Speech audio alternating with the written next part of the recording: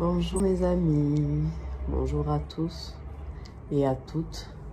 Et je remercie toutes les personnes en tout cas qui vont prendre la peine d'écouter ce message. Et j'espère vraiment que ces quelques minutes vont vous faire du bien. Je suis très contente aujourd'hui parce que j'ai une de mes clientes qui s'est mariée aujourd'hui. Une jeune dame qui s'est mariée avec un jeune homme. Ils sont très jeunes, ils sont très beaux. Ils ont une grâce particulière dans leur vie. C'est que malgré leur jeunesse, ils auraient pu continuer à vivre comme ça et pas honorer Dieu, pas honorer la parole de Dieu, mais ils ont fait un autre choix. Malgré leur jeunesse, malgré leur beauté, malgré leur argent, ils ont décidé d'honorer la parole de Dieu, de se marier. Je rends gloire à Dieu. Mais vous savez, de nos jours, quand quelqu'un me dit « je vais me marier », je suis très contente. Mais je suis perplexe en même temps. Parce que dans nos familles africaines, on nous prépare très bizarrement pour le mariage. Vous savez, moi, je suis fille unique de mon père et de ma mère. Bon, mon père a eu une fille après, bien avant. Mais ma mère n'a que moi comme fille. Et j'ai que des grands frères. Et j'ai été élevée comme une lionne. Vous comprenez? Je suis l'espoir de ma mère. Je suis son bébé. Je suis sa chérie. Vraiment, on ne doit pas m'écraser, on ne doit pas me parler mal, on ne doit pas, chez moi, je lavais pas les habits, je faisais pas la cuisine, on avait une nounou qui m'aidait à tout. C'est quand je suis partie à l'internat, gloire à Dieu, Dieu merci, que j'ai appris à faire mon lit, à faire mes habits, à laver mes habits, à tout faire moi-même. Et ça a été une bénédiction pour moi. Mais selon les familles, on nous élève d'une façon que le foyer, c'est pas facile. Parce que l'amour qui est là, il est patient. L'amour comprend beaucoup de choses. L'amour excuse beaucoup de choses. L'amour supporte beaucoup de choses. Mais on ne nous apprend pas ce caractère-là d'une femme. Surtout cette génération. Les femmes ont gros cœur. Parce que de toute façon, l'homme travaille. De nos jours, la femme est tout autant capable de faire. On a des femmes directrices, on a des femmes présidentes, on a des femmes PDG, on a des femmes CEO, on a des femmes qui font de l'argent. Et c'est un grand danger, moi je pense. Parce que quand une femme atteint un niveau de pouvoir, son humilité disparaît. Elle n'est plus humble, elle est orgueilleuse, elle est gonflée, elle est tout ça. Il n'y a pas de problème. Peut-être tu peux réussir dans le monde des affaires avec ce caractère. Mais dans le foyer, la maman, tu vas souffrir avec cette façon de faire. Tu vas souffrir avec cette façon d'être. Je t'assure, tu vas souffrir parce que l'homme est l'homme.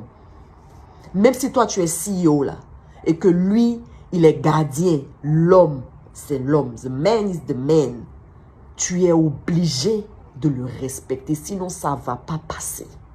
Je disais la dernière fois à mon ami Boga, de Boga Prod, que je salue au passage, que j'ai expérimenté quelque chose. Mes premières années de mariage ont été très difficiles à cause de mon caractère. Je suis quelqu'un qui suis extrêmement indépendante. J'ai pas grandi avec mon père. Je me suis battue toute ma vie pour avoir la position que j'ai aujourd'hui. Et j'ai croisé mon mari, quoi, je sortais, peut-être j'avais 27 ans, par là, 28. Donc, j'étais déjà accomplie et j'avais déjà accompli beaucoup de choses dans ma vie. Je ne me suis pas réalisée dans le mariage, au fait. Je n'ai pas attendu un homme pour avoir une voiture. Je n'ai pas attendu un homme pour avoir une maison. Je n'ai pas attendu un homme pour travailler. Je n'ai pas attendu un homme pour vivre. Donc, j'étais déjà accomplie quelque part. Donc, rentrer dans le mariage et puis accepter une autorité sur ta vie, maman, ce n'était pas facile. Mais je me dis que j'ai pris tout ça. C'est pour dire à une femme que si tu veux être heureuse dans ton foyer, il faut être humble. C'est pas partout on a raison. C'est pas partout on tape sa poitrine. C'est pas tout on dit. C'est pas tout on crie. C'est pas tout on se fâche. C'est pas tout on prend ses bagages pour partir. C'est pas... Non, on se marie, c'est pour la vie. Ça, là, il faut l'intégrer. On se marie, c'est pour la vie. C'est gâté, c'est pas gâté, c'est pour la vie. On peut se séparer un moment parce qu'il y a des femmes qui vivent des foyers difficiles de violence conjugale, psychologique. Vous pouvez prendre des distances. Mais sincèrement, la base du mariage, La Bible nous dit que personne ne sépare ce que Dieu a uni. Tu as choisi ton mariage, en tout ton mari, en tout cas je l'espère, qu'il ne t'a pas été imposé. Tu l'as choisi. Donc tu vas t'accrocher à ça. Tu vas être patiente. Tu vas fléchir genoux pour que le cœur de pierre que ton mari a se transforme en cœur de chair. Tu vas prier des années, tu ne vas pas lâcher. Parce que tu veux honorer la parole de Dieu. Tu vas être douce. Tu vas être patiente. Ce n'est pas ton affaire, tu vas expliquer à toute ta famille, à tous tes amis. Non. Tu vas fléchir genoux et dire, Seigneur, voilà ce que mon mari m'a fait. Voilà, voilà, voilà. Donne-moi la force de pardonner et de passer à autre chose. Donne-moi de connaître le moment propice pour lui parler avec douceur. Vous savez, j'ai appris une chose. La vérité, même quand elle est dit avec douceur, ça fait mal. Même quand tu dis tu cherches le moment propice, tu te dis le soir, on est couché, on cause, je vais lui dire que ce qu'il m'a fait là. J'ai dit, oh, la vérité là, même dans la douceur, ça fait mal. Donc il faut accepter aussi les réactions en face, même s'il pète une casse. Il n'est pas câble électrique, mais souvent il pète les plombs. Il faut accepter. C'est que si tu as déjà dit ton truc avec sagesse, intelligence, c'est rentré. Ça va travailler, il va crier peut-être, mais tu as déjà dit intelligemment. Tu sais que même s'il a fait, on s'en va exposer quelque part, ah, je ne lui ai pas manqué de respect. J'ai dit ça comme ça va passer.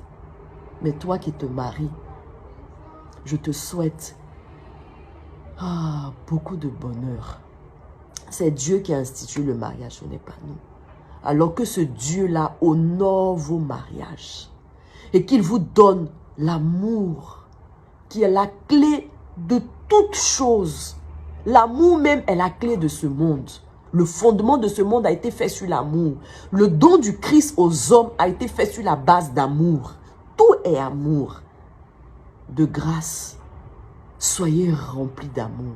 Soyez patients. Écrivez ça quelque part, je ne me suis pas mariée pour divorcer. Accrochez-vous à ça et demandez à Dieu de vous aider. Vous jeûnez pour l'argent. Vous jeûnez pour le travail. Vous jeûnez pour beaucoup de choses futiles. Jeûnez pour l'amour. Jeûnez pour la patience. Jeûnez pour le courage. Jeûnez pour la tempérance.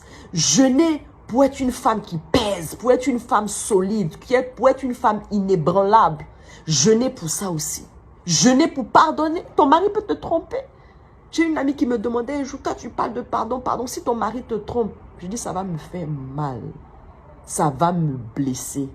Mais je ne vais pas quitter mon foyer parce que mon mari m'a trompé. Je vais fléchir les genoux que Dieu m'a donnés. Qu'est-ce qui n'a manqué chez moi pour que mon mari aille dehors? Je vais fléchir mes genoux pour que cette chose-là vienne en moi. Mais je ne vais pas laisser mon foyer. Je ne vais pas quitter mon mari. Il y a quelque chose qui s'est passé chez moi. Je vais trouver pour que mon mari aille voir dehors. Mais je ne vais pas quitter mon mari. Je suis désolée. Je vais prier, intercéder, que la douleur me quitte et que je puisse devenir cette femme-là que mon mari a aimé, épouser, pour mettre dans sa maison. Hey, on ne nous enseigne pas, jeunes gens, jeunes femmes.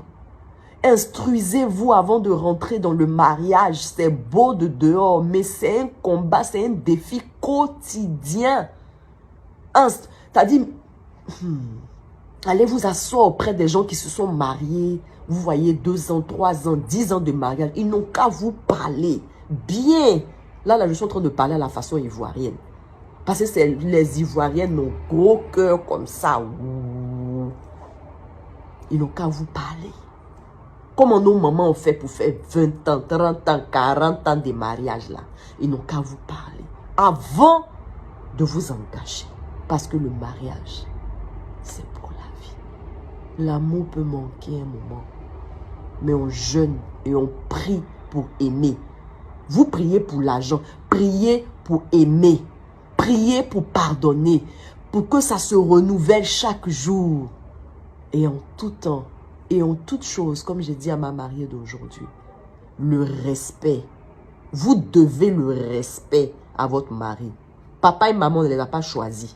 Mais ton mari, là, tu l'as choisi, alors tu lui dois l'honneur, le respect, en public et en privé. C'est pas tu fais comme si tu es sage devant les gens et puis dans la chambre, tu jafoules sur le gars. Ça ne matche pas, ça ne va pas durer. Ça ne va pas durer. Le respect et le respect. Soyez bénis, heureux dans vos mariages, comblés, comblés, comblés. Parce qu'un mariage raté, c'est le début de l'enfer sur la terre. Soyez bénis. Moi, je veux que vous viviez le paradis sur terre dans votre mariage. Il y a une chanson en ce moment qui est très populaire. Avec moi, c'est le paradis sur terre. Que ton mari soit content d'avoir une femme comme toi et qu'il dise vraiment, j'ai trouvé la perle rare. J'ai trouvé le bonheur avec elle. C'est le paradis sur terre.